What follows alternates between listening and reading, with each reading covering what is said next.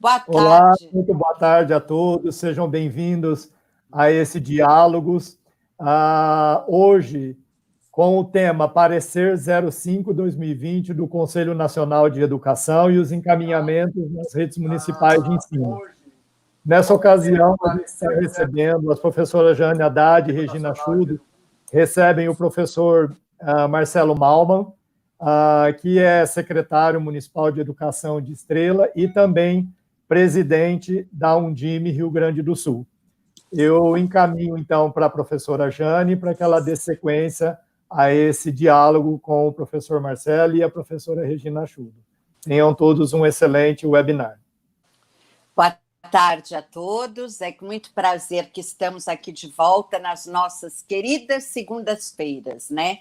Para a gente pensar, e o tema de hoje vai ser muito interessante, porque é um tema que está tocando a educação onde ela está, né? Quer dizer, a questão do conselho, como que nós vamos acolher esse parecer, como que nós vamos criar as próprias trajetórias a partir deles. Então, é com muito carinho que pensamos nessa live. Sejam todos bem-vindos. Agora é com você, Regina. Obrigada, Jane. Boa tarde. Boa tarde, meus amigos queridos que toda segunda-feira nos acompanham nessa live. Que desde que começou a pandemia, estamos aqui, eu e Jane. Só que hoje a gente tem um convidado especial, que é o Marcelo Malman, né? Já estive em Estrela. Esse presidente é super atuante aí no Rio Grande do Sul e é uma honra recebê-lo. Mas quero, então, cumprimentar todos para dizer... Hoje nós vamos refletir um pouquinho sobre a questão do parecer 05, né, do Conselho Nacional de Educação, qual foi a repercussão que os municípios tiveram ao ler este documento, né? Mas para começar, quero dar boa tarde a Jane, ao Marcelo, ao Paulo, da Ferraz Evento, e dizer o seguinte: não importa o tempo que doa tudo isso que a gente está passando. O mais importante é que, de mãos dadas, a gente consiga vislumbrar um novo rumo. Afinal, até os rumos da educação estão mudando. Mas que a gente não perca a esperança, viu, professores? Eu sei que tem muita gente falando sobre a questão da pandemia. Eu e Jane comungamos do seguinte: é tempo de olhar para frente, olhar para a humanidade, né? Logicamente, com um olhar um pouco mais otimista, quando é possível. Apesar do Marcelo hoje nos cutucar com algumas questões que vão nos fazer, né, coçar a cabeça.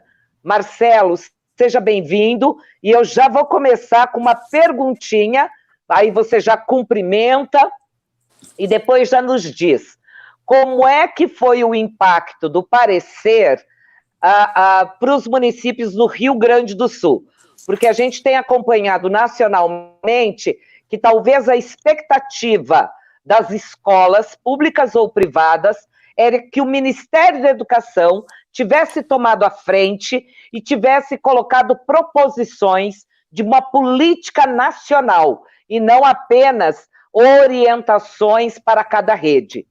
O parecer tem dois viés, né? Um viés é de dando autonomia, que isso é muito bom. Por outro lado, talvez falta uma política nacional para esse momento da pandemia. Então, me conta como é que foi o impacto no Rio Grande do Sul. Seja bem-vindo mais uma vez. Obrigado, professora Regina. É uma grande honra, uma grande alegria poder estar conversando com vocês nesse dia, nessa segunda-feira. Está virando já o clássico papo de segunda, né? Temos acompanhado aí. Parabenizar a Jane, parabenizar a professora Regina também pela iniciativa. Saudar aí também o amigo Paulo, né? Que sempre é um grande parceiro em todas as atividades aí da Undime, seja no Rio Grande do Sul ou no Brasil. A gente sempre encontra o Paulo no canto mais remoto do país, o Paulo está lá. E não é só missa de corpo presente, o Paulo sempre muito atuante, né? Então, saudar o Paulo aí também. Dizer inicialmente para vocês que É um desafio conversar com vocês duas, são dois monstros da educação aí no cenário nacional, e eu hoje estou aqui me arriscando bater um papo com vocês a respeito dessas questões relativas à educação, que sempre, evidentemente, são o nosso foco, são o nosso objetivo, mas que, em especial, em virtude dessa situação, desse contexto todo de pandemia, a gente tem, talvez, dialogado mais, debatido mais, principalmente as questões essenciais, as questões fundamentais da educação brasileira. E que bom, né, que isso esteja acontecendo. Infelizmente, provocado por essa questão negativa da pandemia, mas pelo menos nos colocou em foco com relação a discutir aquilo que é, de fato, substancial na educação brasileira. Com relação ao parecer do Conselho Nacional, a expectativa aqui, professora Regina, do Rio Grande do Sul, ela é a mesma que eu acho que do Brasil inteiro. Evidentemente, nós entendemos que o Conselho Nacional dificilmente traria algumas questões mais pontuais, algumas questões mais específicas, até porque a realidade da educação brasileira ela é muito diferente, né? Ela diverge demais. E todos nós sabemos, eu não preciso mencionar aqui nem dizer aqui, de todos os problemas estruturais, de todas as desigualdades que nós temos na educação brasileira e que se acentuam, infelizmente, com relação a essa pandemia, né? Um aspecto simples, eu tenho usado isso como exemplo, professora Regina, em todos esses momentos. Eu, aqui na minha casa, por exemplo, sou eu que tenho formação na área de História, minha esposa que tem formação na área de Química, e nós temos em casa 2 filhos ainda, um que está um pouco mais avançado, nos anos finais do ensino fundamental, e um na hora da alfabetização. E eu precisei, por exemplo, lá no início de maio, imprimir algumas questões para o meu filho mais novo, que está no primeiro ano, e eu não tenho impressora em casa. Como o comércio estava fechado em virtude do decreto estadual, eu não tive como imprimir atividade, ou seja, o meu filho deixou de cumprir por 15 dias as atividades que ele recebeu da escola dele, porque eu não tive estrutura adequada, por exemplo, de ter uma impressora em casa, para atender essa necessidade. E me considero, inclusive, um privilegiado no cenário socioeconômico brasileiro. Então, eu imagino como isso fica, por exemplo, para as famílias que têm um poder aquisitivo menor, né? Que talvez não tenham nem sequer, não estou falando só de impressora, mas qualquer outra estrutura.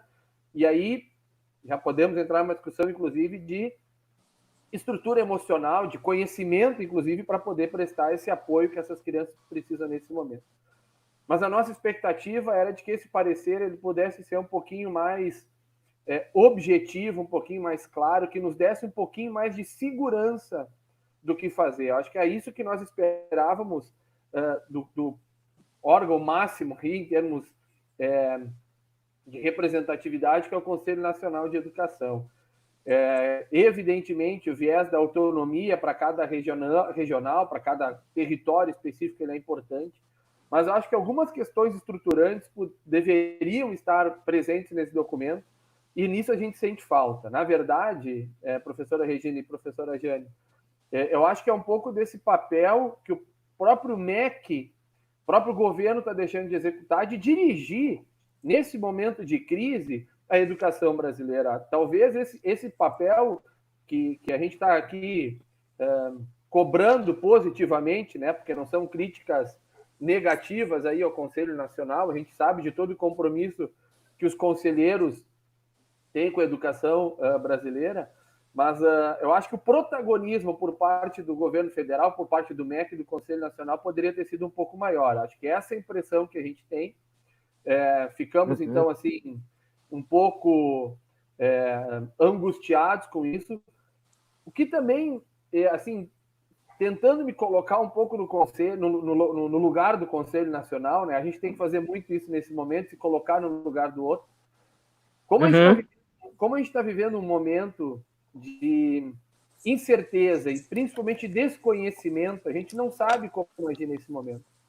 Nós não sabemos, então talvez o Conselho Nacional também esteja nesse cenário de tateando ainda o que fazer. Então, por um lado, eu achei prudente por parte do Conselho Nacional, ter esperado passar o início desse processo todo, lá em meados de março, ter, quem sabe, estudado, aprofundado um pouco mais isso, né?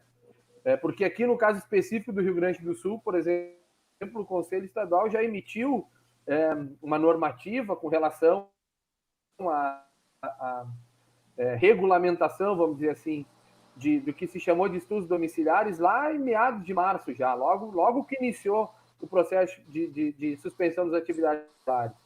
E achei, inclusive, já disse isso no Conselho, então aqui é uma impressão bastante pessoal, que fique claro, eu achei tanto quanto prematuro esse momento inicial, justamente por isso, é um período de incerteza, e a gente tem que ter nesse momento todas as medidas que a gente for, segurança muito grande, porque enquanto gestor, o que eu tenho sentido é isso que as pessoas desejam nesse momento. Quando a informação chegar, quando a orientação chegar, essa orientação precisa ser precisa, precisa ser objetiva, precisa ser clara, precisa ser bastante pontual, para não gerar ainda mais confusão, ainda mais incerteza. Então, o nosso sentimento foi esse, assim, a gente ficou um pouco numa expectativa, bom, agora a gente vai ter um direcionamento do que fazer, e eu achei um tanto quanto superficial, uma palavra forte, mas tanto quanto superficial as definições que tiveram no parecer 05 do Conselho Nacional, dizendo basicamente, em resumo, muito simplório, olha, nós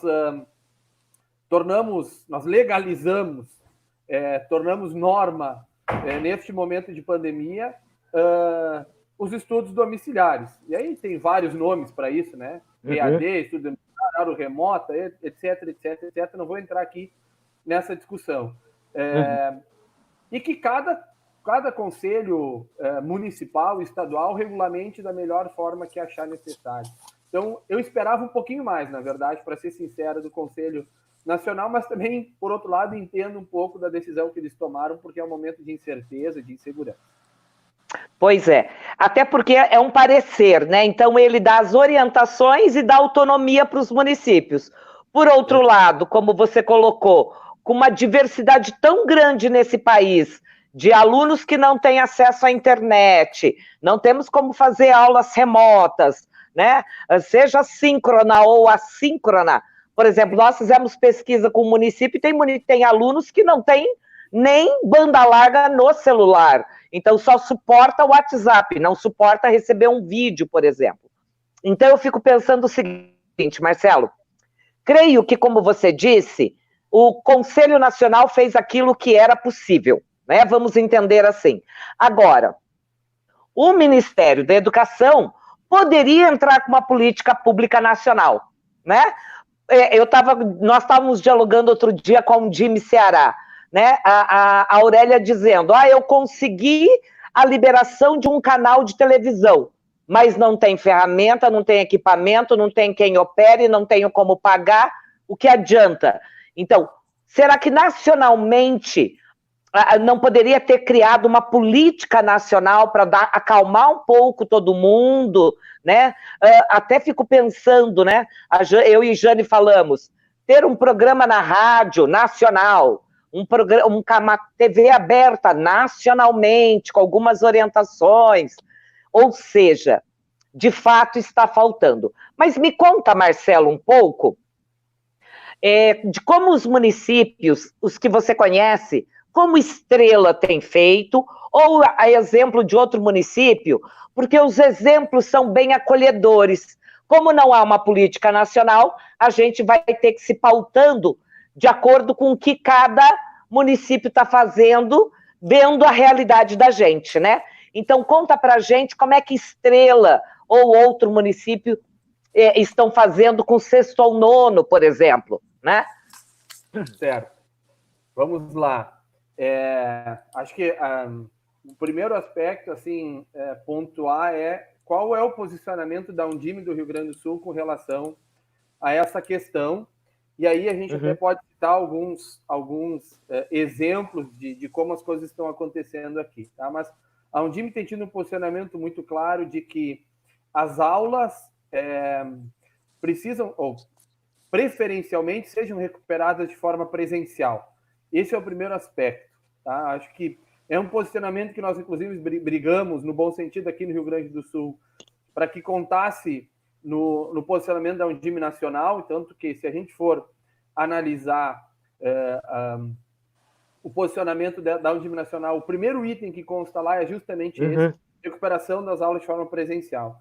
Porque o que eu tenho, felizmente, percebido, e aqui são impressões, porque eu não tenho dados científicos para isso, mas de ouvir comentários de pais, da sociedade de maneira geral, de colegas que atuam na área de educação, é que esse processo todo de pandemia, ele serviu também, gosto de ver bastante as coisas positivas nesse momento, para a gente valorizar, reconhecer o valor da atuação do profissional, do professor em sala de aula. E por mais que nós tenhamos tentado com diversas estratégias, com diversas ferramentas diferentes, nenhuma delas apresenta o mesmo resultado. Um abraço para a Cris aí também, nossa colega, apareceu a mensagem da Cris aí, de Canoas.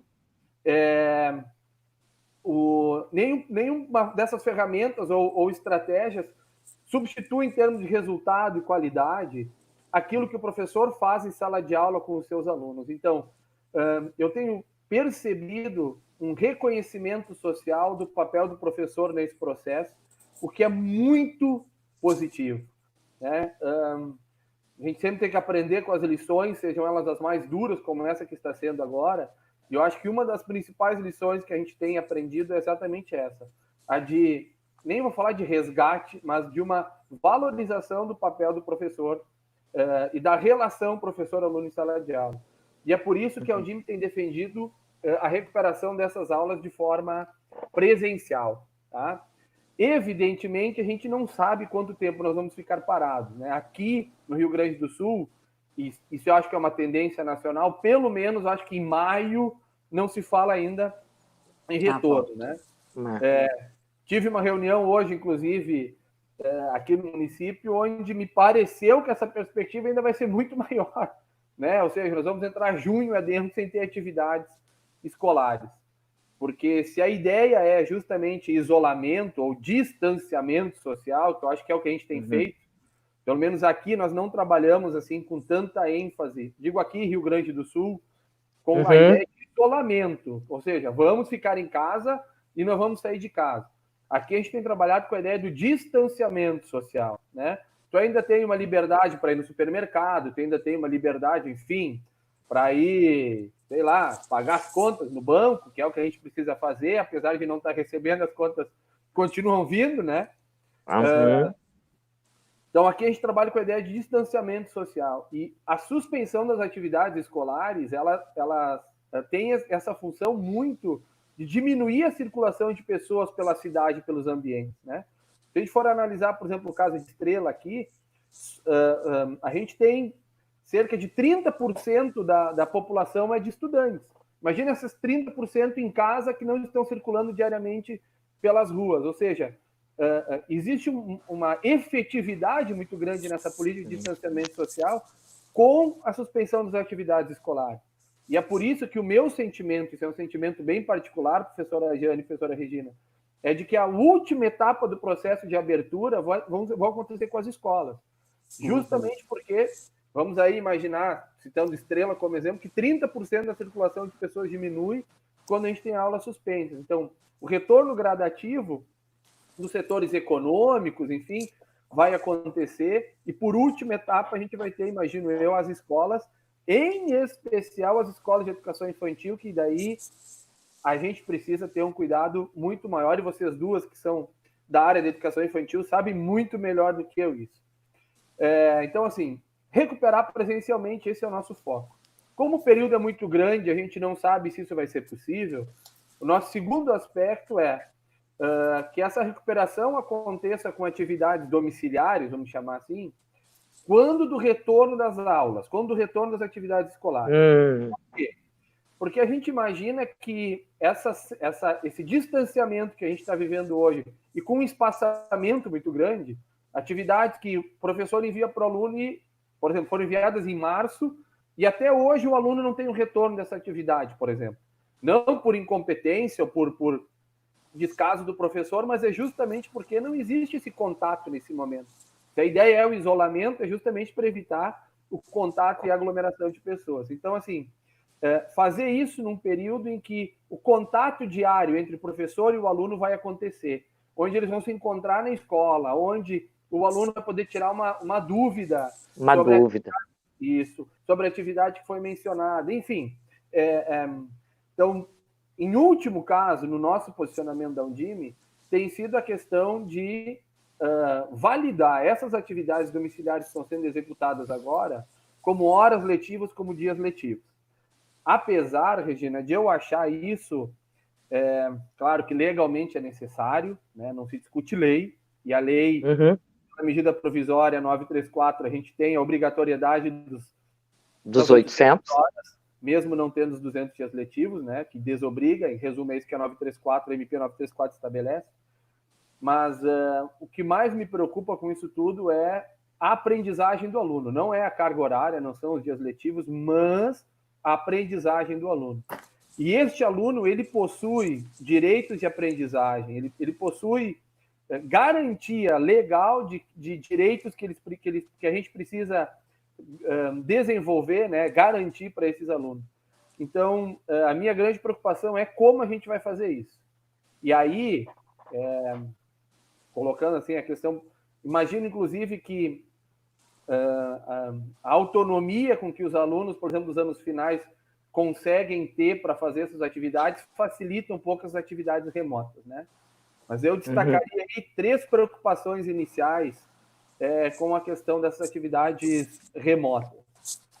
Uma delas já mencionou muito bem a professora Regina, a questão da conectividade, né? Com pesquisas aí de que muitos municípios não têm essa conectividade, e eu vou dizer que isso é uma tendência nacional, né? A minha região aqui é uma região economicamente muito produtiva, e a gente tem cerca de 20% dos alunos que não têm conectividade. Então, é um número substancial. Lembrando que, constitucionalmente, a educação pública é para todos, com qualidade e equidade. Então, a gente também tem que pensar nisso quando fala em educação pública. Então, além da conectividade, a gente tem que pensar no preparo do professor. Será que o nosso profissional de educação está preparado para o desenvolvimento de atividades que não são atividades presenciais? Que é um pouco o que a Regina falou também. A gente sabe mexer no equipamento, a gente vai ter o equipamento adequado, a gente vai ter a ferramenta necessária para desenvolver essa atividade, né? Terceiro aspecto é o aspecto das condições da família, porque numa atividade domiciliar a família precisa dar o apoio. Será que o pai, a mãe, o responsável, o tio, o avô, o irmão, a irmã, tem as condições necessárias para dar o apoio para as crianças nessas atividades? E aí eu me refiro muito, por exemplo, às crianças que estão na etapa de alfabetização, né? Como a gente vai fazer isso? As minhas 2 maiores preocupações com relação à recuperação de atividades, professora Regina, já me alonguei demais para a gente passar para o próximo ponto, estão com educação infantil, porque, ao meu ver, não tem como recuperar a aula, por exemplo, de hoje, de segunda-feira, de educação infantil, num sábado daqui a 2 meses. Não. O crescimento da criança, a maturidade da criança já vai ser outro. E nessa faixa etária de educação infantil, isso muda muito rapidamente. Então, não existe como repor uma aula. Bom, eu vou fazer atividade hoje de coordenação motora. Daqui a 2 meses, no sábado, eu vou recuperar isso. Com a criança, isso já não vai ter mais sentido. Então, o tempo que passou, passou. Já foi. Já foi, né? E a preocupação que eu tenho também com relação aos anos iniciais, em especial de alfabetização, tenho dito sempre, e comparado, é como a construção de uma casa, de um prédio. Educação infantil e anos iniciais é o alicerce, é a base, é o que vai suportar todo o restante da construção seguinte. E se esse alicerce não estiver sólido, como a gente vai fazer a casa bonita depois, enfeitada como a gente quer, porque a gente não vai ter essa sustentação. Então, me preocupa muito como a gente vai fazer, e sinceramente e humildemente eu posso dizer para vocês, eu ainda não sei. Eu estou estudando, estou aprendendo, estou lendo muito sobre isso para ver como a gente pode fazer isso daqui para frente. Olha, Marcelo, eu acho assim, você foi muito feliz. A primeira parte, quando você diz, né?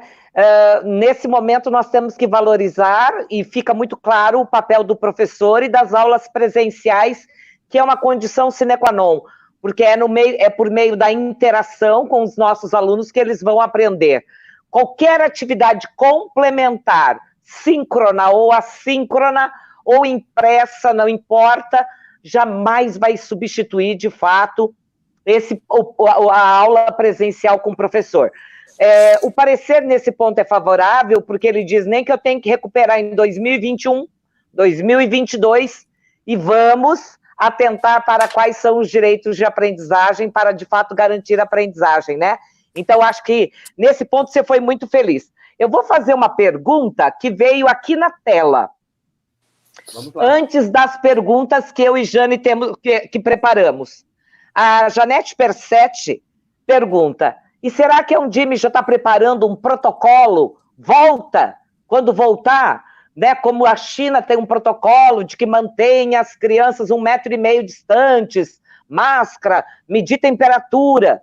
Eu acho como você, que a escola vai ser o último lugar a voltar. Mas quando voltar, certamente, a gente vai precisar de um protocolo. Exato. Eu acho que isso é fundamental, né, professora Regina? Porque, assim, antes de garantia de qualquer aprendizagem, que evidentemente é a nossa preocupação, a gente precisa ter a garantia da segurança e da vida dos nossos alunos, dos nossos estudantes, dos profissionais que trabalham na escola e também das famílias que circulam por essa escola. Então, quando a gente fala nessa questão de protocolo, a gente tem que pensar que todos esses atores fazem parte desse cenário. E a gente precisa garantir a segurança da saúde e da vida dessas pessoas. Então, assim, pode falar. Não, pode continuar. Não, o que eu ia dizer, assim, a gente está discutindo em termos de Rio Grande do Sul, junto com a Secretaria de Estado de Educação, junto com o Cinep, que representa as escolas privadas, a Undime, a FAMURS, a UNCM, que representa os conselhos municipais, que aqui tem um papel fundamental, a gente não pode esquecer, né? Porque enquanto gestor público educacional, quanto dirigente educacional, eu posso ter assim, uma grande ideia, achar uma grande solução. Agora, se isso não tiver regulamentado pelo meu conselho municipal, a minha grande ideia não vai ter validade nenhuma. Então, esse trabalho colaborativo entre a Secretaria de Educação e o Conselho Municipal, para quem tem sistema próprio, é fundamental, né? Então, sentar e discutir junto todo esse cenário é muito importante, né? Então, a gente tem discutido com esses atores todos um protocolo de ação de segurança, um protocolo de segurança para o retorno. Sem isso, eu imagino que vai ser inviável a gente retornar. E aí, professora Regina, a gente vai encontrar um grande desafio. Porque a gente vai envolver também aqui, a gente fala de educação, fala de vida, mas a gente, sem o recurso financeiro, sem o dinheiro, não adianta a gente pensar em soluções, porque se não tiver condições de bancar isso, vai ser um problema. E aí a gente vai enfrentar uma dificuldade enorme. Porque Era a minha próxima pergunta. Então, vamos chegar lá, porque esse protocolo de segurança ele vai exigir um investimento muito grande. Por exemplo, coisa simples, nós vamos ter que garantir máscara de proteção para alunos, profissionais de educação, familiares. E isso vai ser de responsabilidade, em grande parte, do poder público. Porque aquela família que não tem condições de comprar uma máscara, a criança vai vir com máscara, não vai ter máscara de casa, como é que vai funcionar? Então, a gente vai ter que garantir, por exemplo, essa questão de máscara. E aí a gente está falando do investimento pelo grande número. E aí eu vou dar um dado, por exemplo, que a rede estadual, o próprio secretário de Estado aqui passou para a gente numa reunião. Só de máscara para os alunos e professores da rede estadual é um investimento de 10 milhões de reais, né, no Rio Grande do Sul. Ou seja, o volume de recursos é muito grande.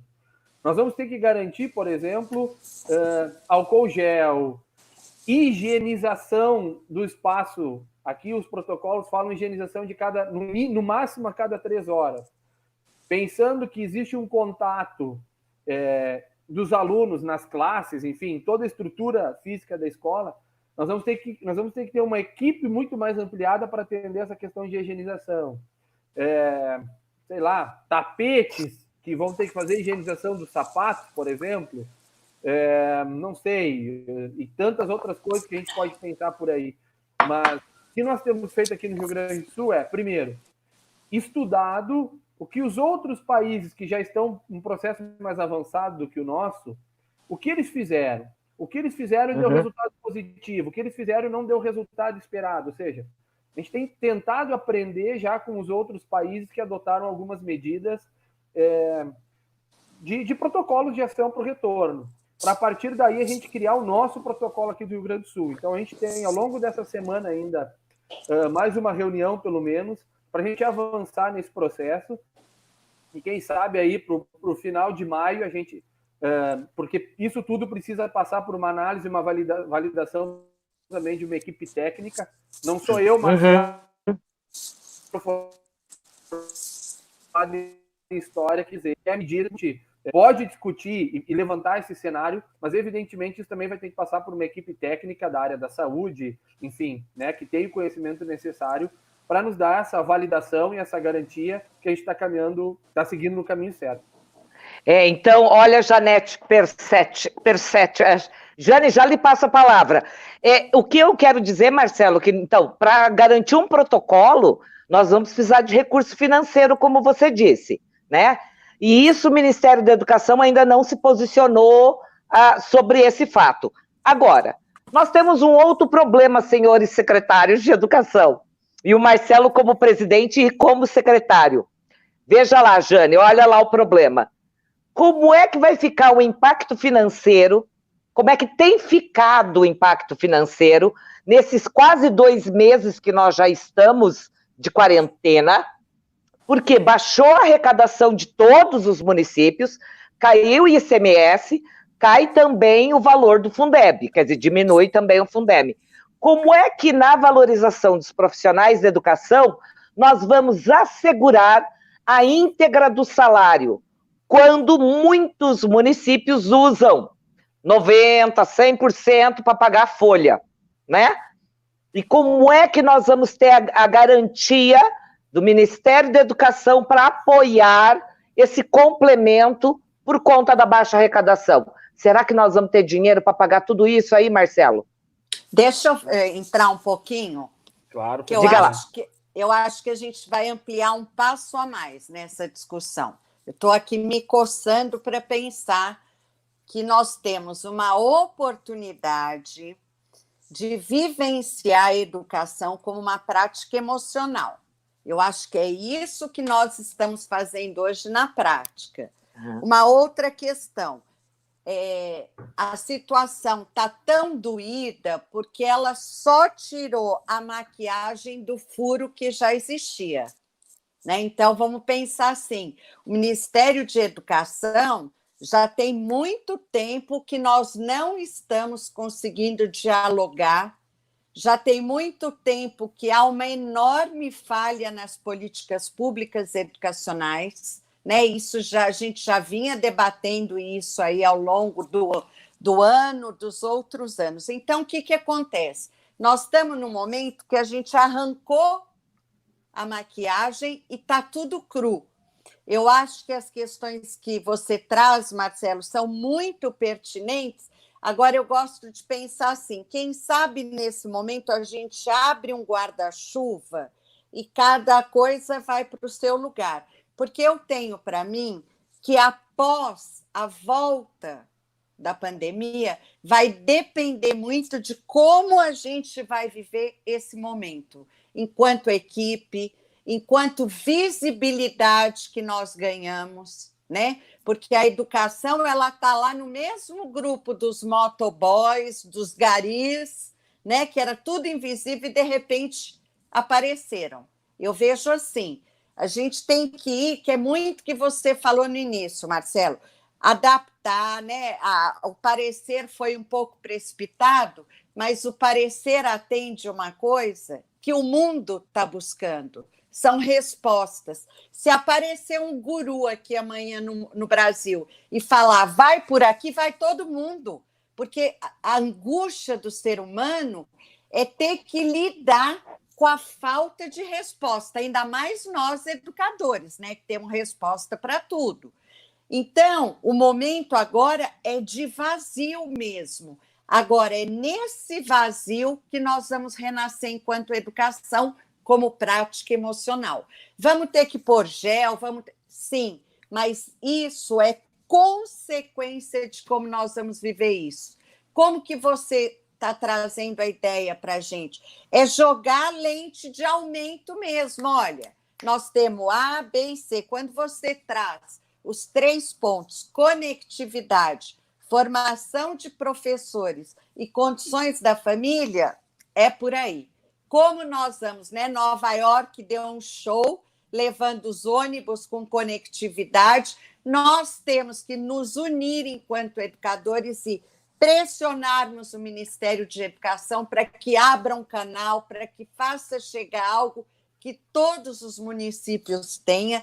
A formação de professores, é isso que a gente está fazendo aqui, já desde a primeira semana, né? Cada município entrando, os professores conectando. Olha aqui, nós temos 408 pessoas aqui ao vivo, é isso.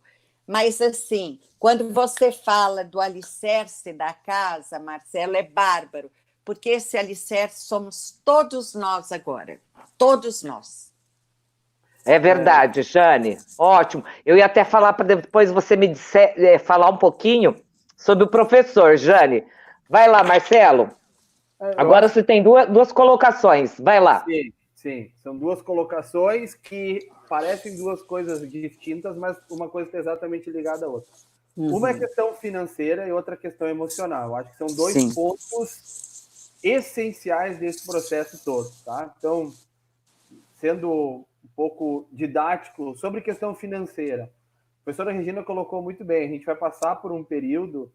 Primeiro, assim, e vocês todos sabem disso já, não preciso repetir aqui, mas grande parte da cesta de impostos que compõe o Fundeb são impostos oriundos da atividade comercial de bens de consumo não durável.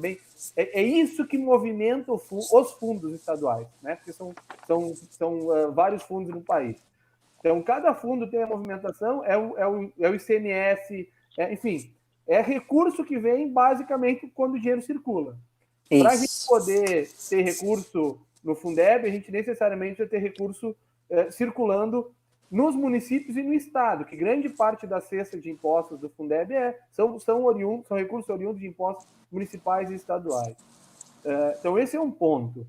E posso te dar números, por exemplo, que um levantamento que a gente tem feito aqui no Rio Grande do Sul, Regina, é que provavelmente a gente vai ter uma queda na arrecadação que vai gerar em torno de 20% a 40% do total. Então, imaginamos o município que, no exemplo que tu deste, usa 100% do recurso Fundeb para pagar salário de professor. Tá? Esse recurso vai ser 40% menor, 30% menor. Como nós vamos fazer isso? É simples, tira dinheiro dali e coloca para lá. Não é tão simples assim, porque eu tenho dito sempre nessas situações assim, o que é essencial para um não é necessariamente essencial para outro. E eu não estou discutindo aqui o que é mais importante e o que é menos importante. O que eu quero dizer é, no município, para o produtor rural, por exemplo, o que é essencial para ele? Que ele tenha um acesso da sua propriedade que suporte, por exemplo, de uma cadeia leiteira, a estrutura, o peso de um caminhão que vai lá buscar o leite diariamente na sua propriedade. Porque se ele não tiver esse acesso, ele não vai ter, ele não vai vender o leite, ele vai, enfim, não vai girar o recurso também, né? Então, então dá para tirar o recurso da agricultura e botar na educação? Não é uma decisão tão simples e tão fácil. Mas então o governante não prioriza a educação. A questão é que no município onde a vida acontece, tem muitas coisas que são prioridades, mas muitas coisas que envolvem diretamente a educação. Então, esse é um ponto. Evidentemente, nós vamos ter uma criatividade muito grande e uma adaptação a essa realidade. A pergunta da professora Regina, ela foi bem espinhosa, no sentido de dizer, nós temos como garantir o pagamento do salário dos professores? Eu hoje, Regina, infelizmente, diria, não, eu não tenho como garantir o salário dos professores, seja ele de qualquer rede, eu estou falando aqui de maneira geral, não específica da minha, porque eu não sei como vai ser esse cenário. Se nós vamos voltar com atividade econômica agora em junho, quem sabe existe uma recuperação possível para garantir. Se não for voltar, como é que vai ser? Não sei. A incerteza é o que marca esse período, né? Infelizmente, a gente não tem como ter essa garantia. Claro que muitos dos municípios já tomaram medidas de contenção de despesas. Claro que o fato das escolas estarem fechadas gera também uma certa economia, né? Mas, em termos, para se ter uma ideia, em termos de estrutura, o fechamento da estrutura física da escola, ele representa uma economia de mais ou menos 3% nesse cenário todo, né? Não é muito, mas já é o necessário. Algumas outras medidas que foram tomadas, já visando essa questão da saúde financeira dos municípios. Aqui a gente tem uma cartilha, por exemplo, do Tribunal de Contas do Estado, que orienta sobre essas questões de como proceder, de como não proceder por contratos emergenciais, por exemplo, regimes suplementares, convocações de professores. Então, isso tudo a gente tem que pensar e, assim, não existe uma solução mágica, como disse a professora Jane. Vai vir um guru que vai dizer o caminho é esse, nós vamos todos seguir, porque a gente não sabe, a gente está tateando nesse momento. Isso. E o outro aspecto que eu acho tão fundamental quanto, ou até mais fundamental, professora Jane, com relação à educação, é justamente o aspecto emocional. Esse é algo que tem me tirado o sono até em alguns dias. De todos nós. Isso, pelo seguinte, nós estamos em casa com os nossos filhos, as famílias estão em casa com os seus filhos, mas nós não estamos de férias. Nós estamos sofrendo uma carga emocional, uma pressão emocional todos os dias, quando a gente liga a TV, ou liga o rádio, ou lê o jornal, porque o que a gente vê, vamos dizer assim, são notícias negativas. Sim. E, assim, eu sei por aqui, a gente tenta, evidentemente, não esconder, mas a gente, assim, fazer um critério daquilo que, por exemplo, o meu filho de 6 anos vai assistir, do de 13 vai poder ouvir, evidentemente. E o meu filho de 6 anos, por exemplo, tem uma questão emocional, ele se impressiona muito fácil com as coisas, então qualquer notícia do coronavírus, ele já fica assim, de novo esse negócio do vírus, então a gente tem esse cuidado também. Mas essa pressão emocional, os filhos estão sofrendo, as crianças estão sofrendo, e nós estamos sofrendo, né? Eu tive lendo esses dias um artigo, que saiu numa revista argentina, que fala quanto é mais cansativo, por exemplo, a gente fazer o que está fazendo aqui, de uma reunião, um debate via web do que presencial. Eu li esse artigo, Esse debate aqui, ele gera um cansaço emocional muito maior que a presença física. Isso aí. Então, assim, quando a gente voltar, nós vamos ter que voltar pensando nisso. Então, vamos imaginar a equação que a gente tem para resolver. Um grupo de alunos, profissionais da educação e famílias que está emocionalmente pressionado e que vão sofrer uma carga em virtude da educação, porque nós vamos ter que fazer mais em menos tempo, muito grande. Como resolver essa equação? Eu acho que nós temos que começar, professora Regina, e eu sei que vocês trabalham com isso também, desde já, a preparar emocionalmente o nosso professor, as nossas famílias, para que possa enfrentar esse desafio de como retornar às atividades. Isso. E aí vamos pensar em educação infantil. Nós paramos ali, vamos exagerar, com 2 meses de aula, de dias letivos. Quando se construiu um vínculo, houve um rompimento. Na educação infantil, nós vamos fazer todo um processo de construção de vínculo. A professora Jane já está dizendo que não criou o vínculo, é isso? Não, que não rompeu. Que não rompeu o vínculo. Mas não rompeu o vínculo com a família. Com algumas escolas pode ter rompido, Jane, se a gente não apareceu para a criança pequena, para o bebê, a saudade, está sentindo falta do professor e pensa que o professor abandonou ele, inclusive. Mas pensa que esse vínculo, se a família estiver em contato, ele não é rompido. Então, isso que eu estou falando, se a família tiver mantido, né? E a pergunta é: toda família tem estrutura para garantir esse vínculo do professor, da escola com a criança e com a família? Não sei. A Bruna, nossa funcionária aqui, nossa professora de estrela, também presente. Por isso que eu tenho dito, eu e Jane, Marcelo, que uma política nacional, não estou dizendo que era pegar uma emissora de televisão, não é para dar aula, era para colocar videoclipes para as crianças se motivarem, falando sobre a pandemia de uma forma mais didática, sobre a higiene, para a segurança da criança. Então, nós tínhamos que ter uma política nacional até de aproximação com a família, a criança com a família. Por exemplo, a leitura é fundamental. Por que nesse momento a gente não distribuiu milhares de livros, seja em PDF ou fisicamente, por todo o Brasil, para que o pai pudesse, pelo menos, contar uma história, como diz a Jane, para garantir o vínculo com o filho dele, né? Pelo menos ler uma historinha para o filho. Mas o que a gente está vendo é que a gente não tem uma política nacional nesse sentido. Já não Agora, tínhamos, né? Já não tínhamos. Já não tínhamos. Sim. Agora, quando eu perguntei, Marcelo, sobre as questões financeiras, por mais árido que seja, é porque a gente tem discutido sobre esse momento da pandemia, enfim. Por outro lado, por exemplo, eu trabalho com educação infantil. Muitos municípios pagam professores complementares no regime CLT ou que vai vencer em dezembro. Se eu tiver que estender o calendário, eu não tenho nem esse professor agora. Eu não tenho como pagar, porque o contrato temporário dele vencia em dezembro, que é o caso de muitos monitores na educação infantil. O que a gente... essa nossa conversa é para a gente, como disse a Jane, despertar e fazer um cutucão no governo federal e nas políticas públicas nacionais, ao Ministério da Educação, porque a gente vai precisar de ajuda do Ministério para, inclusive, garantir a folha de pagamento dos nossos professores. Com certeza. Né? A gente, enquanto Undime, tem discutido essa questão de que, pelo menos, o Ministério possa garantir, com um aporte financeiro por parte do MEC, por exemplo, pelo menos o mínimo projetado do Fundeb. Sim. Né? Para pelo menos a gente ter a garantia e a certeza. Bom, 10x que vai ser o mínimo, 10x, e a gente tem como se programar para isso.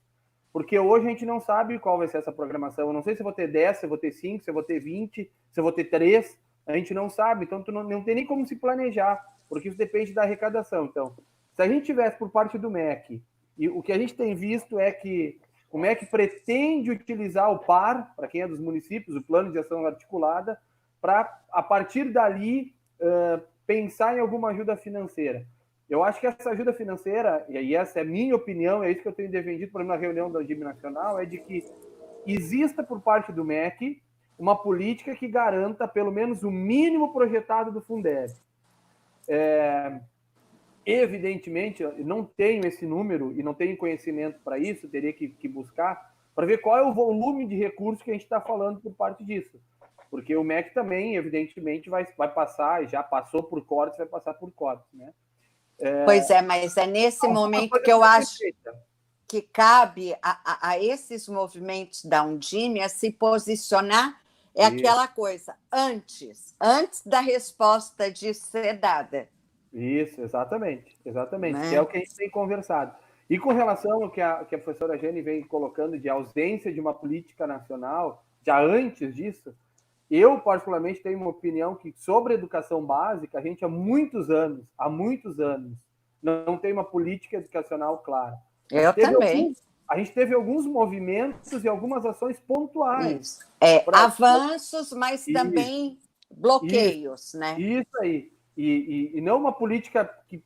Antes alguém comentou assim, questão do Sistema Nacional de Educação. A gente está vendo quanto isso é fundamental nesse processo e quando a gente precisa avançar. Então, a gente teve... Eu não sei se vocês dois concordam comigo, mas também tem uma coisa que eu gosto muito de pensar positivo agora, que é o seguinte: nós, educadores, professores, secretários, estavam muito arrogantes em seus próprios umbigos. Eu acho que arrogantes no sentido humano, todos nós humanos somos arrogantes, né? A gente acha que amanhã vai acontecer o que a gente está mandando e não o que vai acontecer, nesse sentido. Por outro lado, eu acho que agora é um momento que está todo mundo conectado numa mesma causa.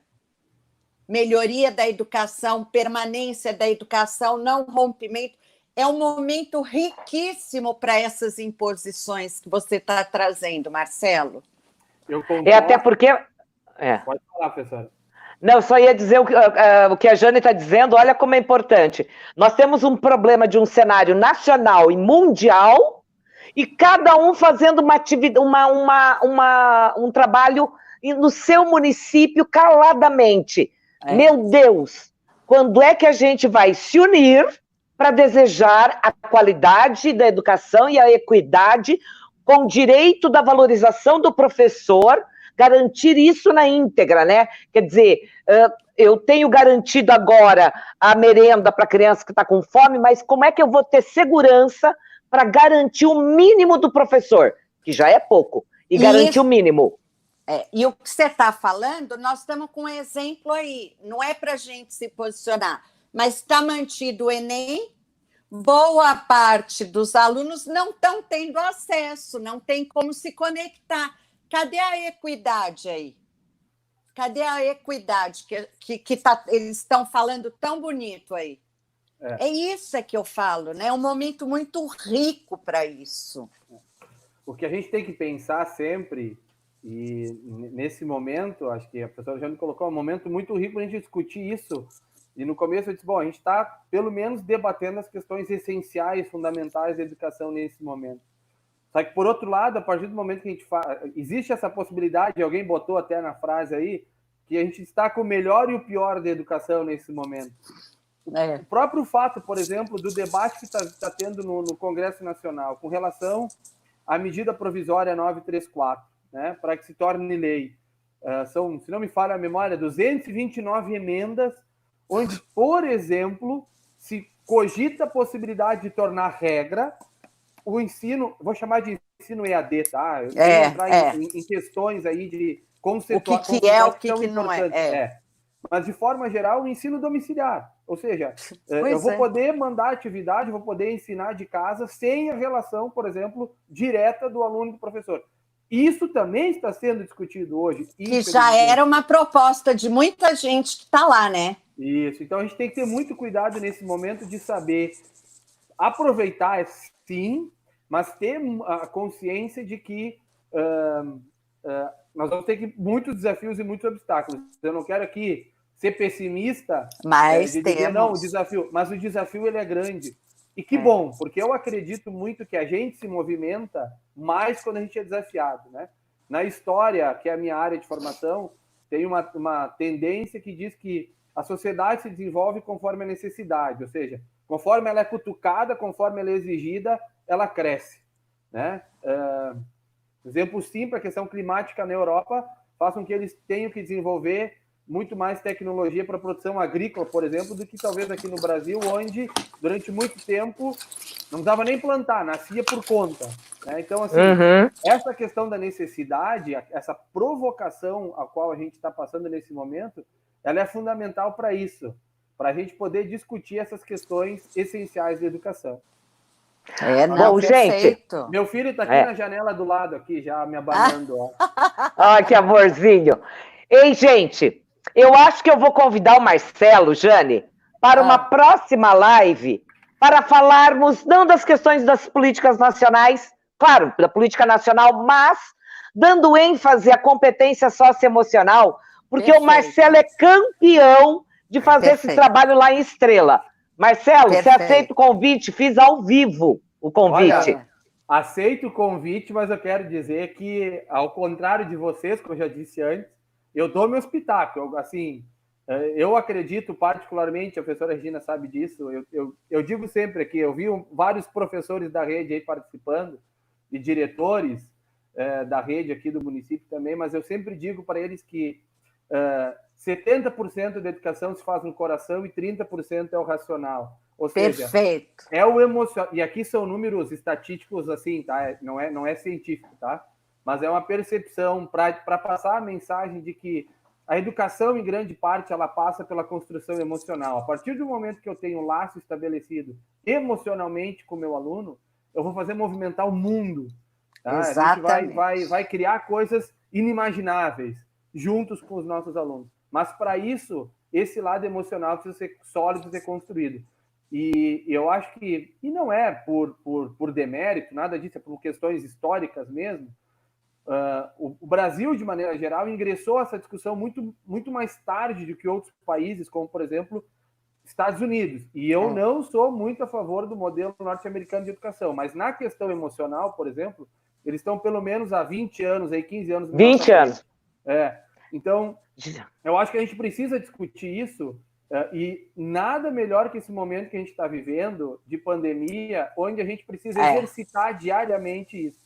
Se colocar no lugar do outro, tentar entender, não julgar. Por exemplo, eu não posso dizer que o Conselho Estadual do Rio Grande do Sul cometeu um equívoco por ter emitido uma normativa muito antes do que eu imaginava. Talvez o tempo vai me dizer que o Conselho Estadual do Rio Grande do Sul estava certo e que eu estava errado, tentando aguardar. Não e sei, faz parte, né? Faz parte do processo. O que eu posso fazer é emitir uma opinião e tentar entender também qual foi o objetivo, qual foi o interesse, a solução do problema que eles tentaram assim, resolver naquele momento. E eu me coloco no lugar dele e entendo, apesar de, nesse momento, achar que ainda foi um tanto quanto prematuro. Mas me entendo. E é isso que a gente tem que fazer nesse momento, é sempre se colocar no lugar do outro para tentar entender. Perfeito. Pior que seja a situação, mas para tentar entender. Mas, claro, cobrando sempre. O que nós estamos fazendo aqui de cobrar um protagonismo por parte do MEC, isso é essencial e isso está faltando neste momento. Está faltando. O MEC não está dando a diretriz, ela não está coordenando esse processo, né? Ele devia ser, como eu disse, protagonista. E, na verdade, quem está tomando as decisões são os municípios. É a ponta final lá que está sendo protagonista no processo. E é isso que eu acho que a gente tem que discutir e cobrar, evidentemente. Perfeito. Então, gente, nós estamos chegando quase ao final da nossa live e eu quero dizer que hoje a gente tomou um viés de fazer algumas perguntas para o presidente da Undime do Rio Grande do Sul sobre as questões, por exemplo, financeiras, porque eu tenho assistido, eu e Jane, muitas lives e as pessoas parecem que não querem tocar muito nesse assunto, mas vai ser fundamental. Eu não sou a favor que volte comércio para melhorar o Fundeb, não é nada disso, pelo contrário, é que a gente permaneça em casa,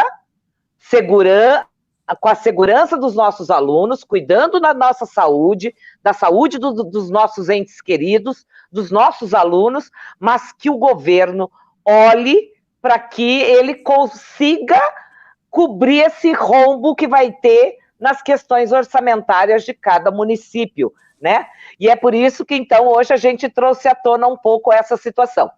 Eu quero colocar agora, Marcelo, 1 minutinho para suas considerações finais, 1 minutinho para a Jane, e aí a gente vai encerrar dizendo, Marcelo, que já está feito o convite para a próxima live sobre competência socioemocional. Né? Sobre a competência socioemocional, que eu e a Jane temos falado incansavelmente sobre isso, o quanto é importante, tá bom? Vai lá, são suas palavras finais e nós agradecemos imensamente. Eu faço agradecimento já, pode falar.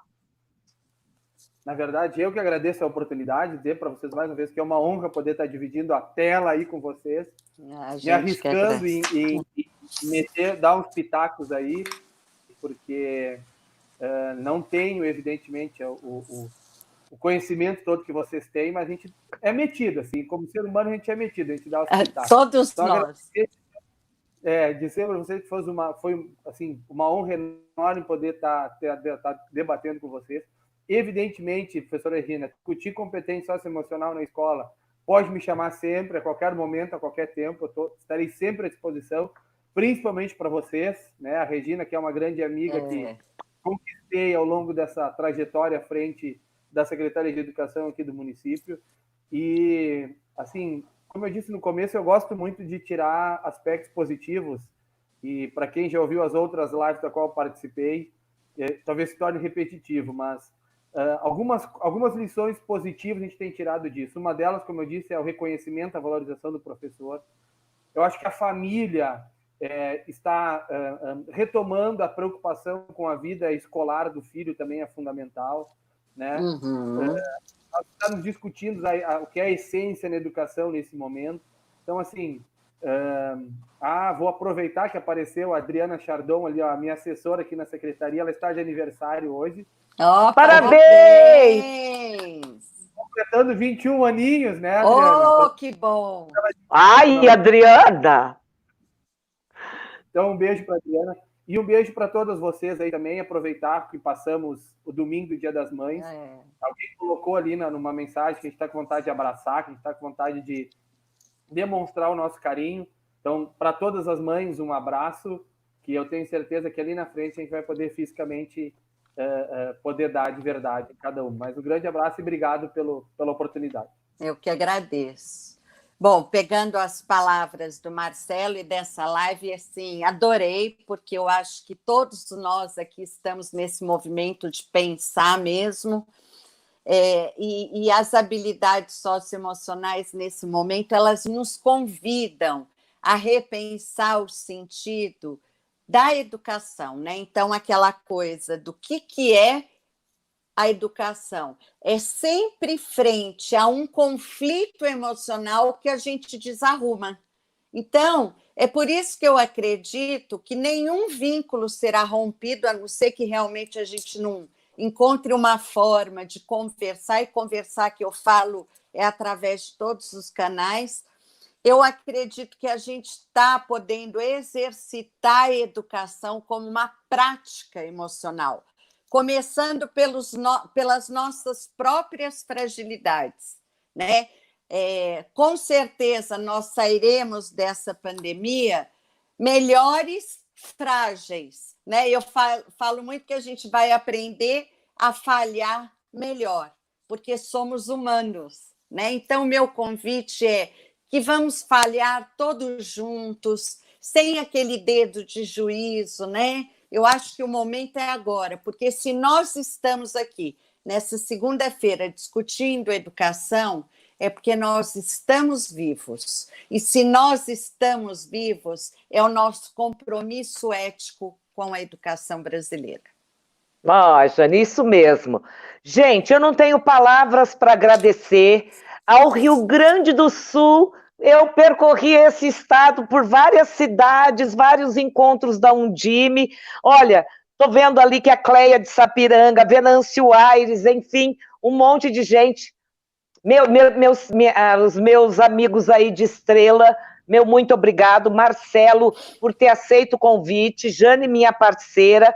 E quero dizer, então, que esse momento, de fato, requer a dimensão afetiva, a dimensão política e a dimensão ética. A dimensão ética, como disse Terezinha outro dia, para que a gente aprenda o que é para o bem comum. Hoje, precisamos, de fato, pensar nessas 3 dimensões para que a gente vislumbre uma luz dessa educação que a gente tanto deseja. Errando, como diz a Jane, às vezes fracassando, como disse Marcelo. Hoje eu tenho uma verdade, amanhã já não é mais. Não há problema, né? E vamos valorizar a escola presencialmente, vamos valorizar os nossos professores. Gente, eu e Jane, olha, nós não temos salário fixo, né? Porque a gente é autônoma. Então... o meu não está garantido, né? Tu sabe disso, o meu não vai estar garantido. Passa a sacolinha. Então, eu e Jane estamos produzindo bastante material para contribuir para criar vínculos de afeto com a família, que é o material chamado Inventário Emocional. Vocês podem clicar no link que o Paulo vai colocar aí no site. Ao baixar o link, você vai colocar o seu e-mail e você vai concorrer ao sorteio do quê? De um curso comigo e com a Jane sobre aprendizagem. 13 módulos que começam no dia 20. As aulas serão de manhã, um curso baratinho, né? Porque a gente precisa trabalhar. As lives, a gente não é uma youtuber famosa, então a gente não ganha dinheiro. Por enquanto. Isso, por enquanto. Então, nós temos esse curso, que é sobre aprendizagem, é um curso de extensão com certificado pela Faculdade Unina, a Ferraz Eventos está colocando lá, e também um material sobre as questões emocionais, que eu e a Jane desenvolvemos. Que é grátis, totalmente grátis. 0800 free. Chama-se Inventário Emocional, para trabalhar com as famílias, para que as famílias e os educadores possam estreitar os vínculos de afeto que são tão importantes. Gente, Marcelo diz que é da dor que a gente realmente ressurge.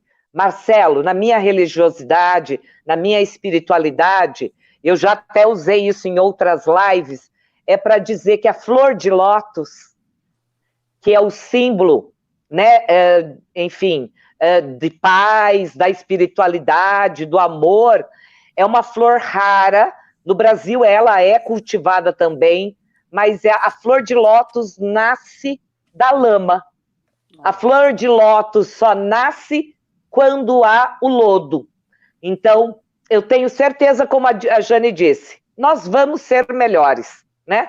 E a competência socioemocional nos ajuda, inclusive, a nos colocar no lugar do outro para sermos melhores. Gente, muito obrigada. Obrigada, gratidão, Marcelo. Gratidão, Jane. Obrigada. Parabéns, Adriana, pelo seu aniversário. Obrigada, Paulo. Obrigada. Até a próxima. Ah lá, o Paulo. Aí, Paulo. O que você está rindo aí? Obrigado, Jane, obrigado, Regine, principalmente Marcelo, muito obrigado aí pela participação, pela contribuição, nesse momento que a gente tem discutido aí às segundas-feiras. Eu quero aproveitar para dizer de que isso daqui fica gravado, né, lá no canal do YouTube, então se alguém quiser assistir posteriormente também é possível, e até compartilhar com os colegas, fiquem à vontade.